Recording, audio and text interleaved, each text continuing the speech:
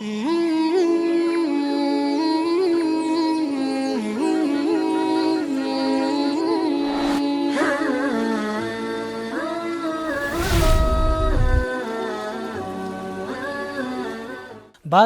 گھرانوں میں ایک چیز بڑی عجیب دیکھنے میں آئی ہے کہ بچے کو ابھی وہ بالغ بھی نہیں ہوتا، اور ہم جانتے ہیں کہ بچہ جب تک پوبرٹی کی ایج کو نہیں پہنچے گا تو روزہ اس پر فرض نہیں ہوگا۔ روزے کی شرائط میں سے شاید ایک پوبرٹی بھی ہے، بالغ ہونا بھی ہے،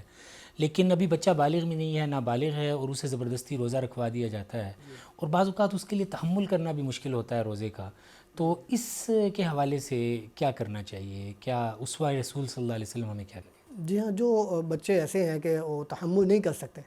تو ان پہ دباؤ تو نہیں ڈالنا چاہیے، مجبور تو نہیں کرنا چاہیے۔ جو روزہ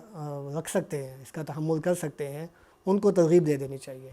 یہ ایسے ہی ہوگا جیسے نماز کے بارے میں آپ صلی اللہ علیہ وسلم نے فرمایا کہ 10 سال کی عمر ہو جائے تو اس سے نماز کی پابندی کرواؤ، حالانکہ اس وقت نماز فرض نہیں ہے۔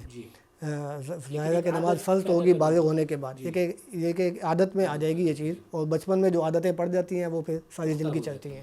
تو روزے کا بھی یہی معاملہ ہے، تو اس وقت جو عادت پڑ جائے گی وہ انشاءاللہ پھر ساری زندگی چلے گی۔ ایک سوال اس حوالے سے بھی کہ بعض اوقات کچھ لوگوں کو مسوڑوں کی بیماری ہوتی ہے، یا بعض اوقات روزے کی وجہ سے منہ خشک ہو جاتا ہے، اور یہ جب وضو کرنے کے لیے جاتے ہیں تو مسواک کی یا ویسے کلی کی تو اس میں پھر منہ میں خون آ جاتا ہے، تو کچھ لوگوں کو تو اس کا احساس بھی ہوتا ہے کہ خون آیا، لیکن احساس کے باوجود اس نے اگر اس تھوک کو نگل لیا، یا بغیر احساس کے اور بغیر پتہ چلے اگر نگل لیا، تو اس طرح کی صورتحال میں کیا حکم ہوگا؟ جی ہاں، اگر تو ان کو احساس ہو گیا کہ منہ میں خون آ گیا ہے تو پھر تو ان کو تھوک دینا چاہیے، اس کو حلق سے نیچے نہیں اتارنا چاہیے، کیونکہ اس صورت میں اگر حلق سے نیچے اتاریں گے تو اس سے روزہ ٹوٹ جائے گا۔ لیکن اگر احساس ہی نہیں ہے، معلوم پتہ ہی نہیں چلا، تو ظاہر ہے کہ پھر انسان معذور ہے، جب اس کے علم میں ہی نہیں ہے۔ اس کو احساس اس وقت ہوا جب وہ اس کے حلق سے گزر گیا تھا، تو اس گزرنے والے کو تو ظاہر ہے وہ اب نہیں روک سکتا، لیکن اس کے بعد پھر اگر وہ کلی وغیرہ کے ذریعے کر لے تو کوئی حرج نہیں ہے اس میں، کیونکہ احساس تو اس کو اسی وقت ہوگا جب اس کو کچھ ذائقہ سا محسوس ہوگا، تو اس کے بعد وہ احتیاط کر لے۔ اس کو ہوا ہی نہیں ہے، ہاں، وہ چیز تو اندر وہ چلی گئی، اس اس میں کو کوئی پتہ حرج ہی نہیں۔ نہیں ہے۔ اسی طرح رمضان میں ہمارے ہاں یہ مسئلہ بہت ہوتا ہے، کچھ لوگ ایسے ہوتے ہیں جن کی جاب کی نیچر ایسی ہوتی ہے کہ ان کو پبلک ڈیلنگ کرنی ہے، ان کو آفیسز میں ہیں، وہ فرنٹ ڈیسک کے اوپر ہیں، تو یہ جو فرنٹ ڈیسک کے لوگ ہوتے ہیں بعض اوقات ان کو بات کرنی ہوتی ہے لوگوں سے، اور وہ رمضان میں زیادہ دیر تک پیٹ کے خالی ہونے کی وجہ سے منہ میں مہک آنا شروع ہو جاتی ہے،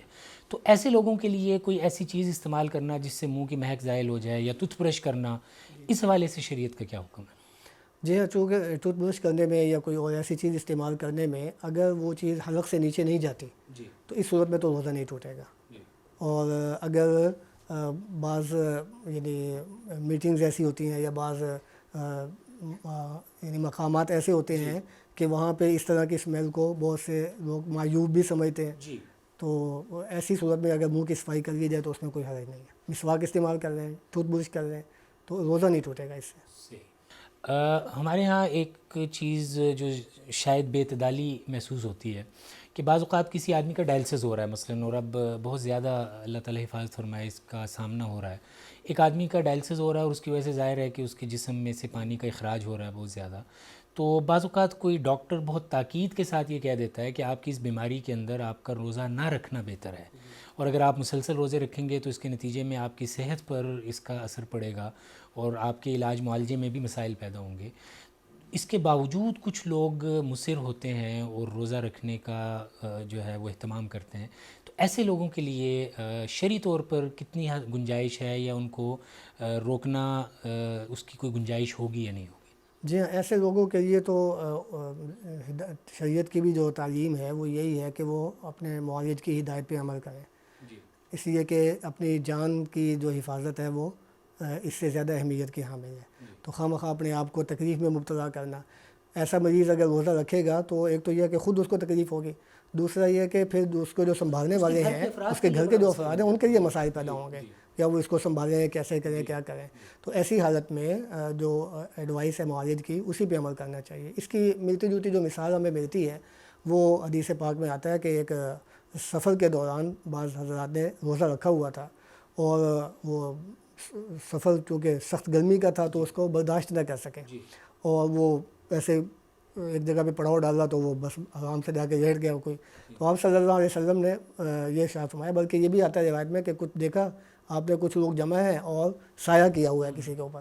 تو آپ نے پوچھا کہ یہ کون ہے, تو بتایا گیا کہ یہ کوئی روزے دار ہیں, روزے کا وہ تحمل نہیں ہوا اور اب ان کو گرمی سے بچانے کے لیے سایہ کیا ہوا ہے. تو آپ صلی اللہ علیہ وسلم نے اس موقع پہ یہ ارشاد فرمایا لیس من البر الصیام فی السفر, کہ سفر میں روزہ رکھنا یہ کوئی نیکی نہیں ہے. یعنی اس کو یوں سمجھیں کہ ایسی کیفیت جب ہو جائے تو ایسی کیفیت میں اگر کوئی آدمی روزہ رکھتا ہے تو پھر یہ کوئی نیکی نہیں ہے. اس سے یہ چیز ہمیں ملتی ہے کہ اگر کوئی مریض ہے اور اس کے لیے. بہت شکریہ آپ کا. اسی حوالے سے, بیماری کے حوالے سے ہی ایک چیز, ایک سوال جو بہت کثرت سے ہمارے سامنے آتا ہے. بعض اوقات کسی شخص کو بیماری کے دوران ہی انجیکشن لگوانے کی ضرورت پڑ جاتی ہے یا ڈرپ لگوانے کی ضرورت پڑ جاتی ہے, اور ڈاکٹر یہ تجویز کرتے ہیں کہ آپ نے روزہ تو رکھا ہوا ہے لیکن آپ انجیکشن لگوا لیں یا ڈرپ لگوا لیں, یا بعض اوقات انہیلر کا استعمال کرنے کی ضرورت پڑے. تو اس طرح کی صورتحال میں شریعت کا کیا حکم ہے؟ جی ہاں, ان میں بنیادی طور پر یہ دیکھنا ہوگا کہ روزے کی جو حقیقت ہے اس میں آتا ہے یہ ہے کہ 3 چیزوں سے اپنے آپ کو بچانا ہے, کھانے سے اور پینے سے اور اسی طریقے سے جو جنسی خواہشات ہوتی ہیں ان کو پورا کرنے سے. اب کوئی ایسا کام جو جس کی وجہ سے ان تینوں باتوں میں سے کسی بات پہ زد پڑ رہی ہو تو اس سے تو روزہ جو ہے وہ فاسد ہو جاتا ہے, روزہ ٹوٹ جاتا ہے. لیکن کوئی ایسا کام جس سے ان 3 چیزوں پہ زد نہ پڑ رہی ہو اور یہ آدمی ان پہ عمل کر رہا ہو تو اس سے روزہ نہیں ٹوٹتا. پھر یہ کھانے پینے کا جو معاملہ ہے جو یہاں پہ یہ کہا گیا ہے, تو یہ اللہ تعالیٰ نے انسان کے جسم میں اندر چیز پہنچانے کے لیے کچھ راستے متعین کیے ہیں, اور وہ راستے ایسے ہیں جو اللہ فطری طور پر بنے ہوئے ہیں. عام طور پہ غذا کے لیے استعمال ہوتے ہیں, دوا کے لیے استعمال ہوتے ہیں, وہ راستے بنے بنائے ہیں. اس میں منہ آ جاتا ہے, اس میں ناک ہے, تو اسی طریقے سے اور کچھ راستے ہیں. تو ایسے راستوں سے جو چیز اندر جائے گی ان سے تو روزہ ٹوٹ جاتا ہے. اور اگر ایسے راستے نہیں ہیں تو لیکن چیز جو ہے وہ انسان کے جسم میں پہنچ گئی ہے تو اس صورت میں مثلا انجیکشن ہے, تو انجیکشن اور ڈرپ وغیرہ یہ مسامات کے ذریعے سے جاتی ہیں, اور یہ مسامات جو ہوتے ہیں ظاہر ہے کہ یہ کوئی راستہ نہیں ہے. اس کو یعنی جو فقہی زبان ہے, شریعت کی زبان میں اس میں اس کو منفذ کہا جاتا ہے کہ یہ کوئی منفذ نہیں ہے. تو چونکہ یہاں سے منفذ سے چیز نہیں جا رہی, اس وجہ سے انجیکشن لگوانے سے, ڈرپ لگوانے سے روزہ نہیں ٹوٹے گا.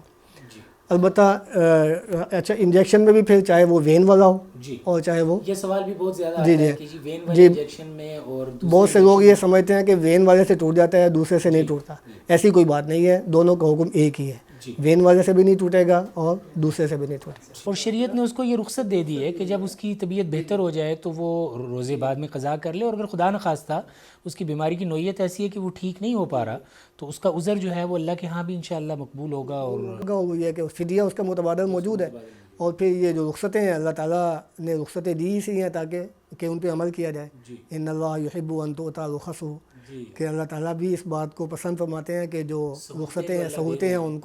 ان سے فائدہ اٹھایا جائے. تو اس لیے ایسے موقع پہ فائدہ اٹھانا چاہیے, نہ خود اپنے آپ کو. اور ویسے بھی شریعت کا مزاج شاید یہی ہے کہ آپ اپنی قوت کا اظہار اللہ کے سامنے مت کریں.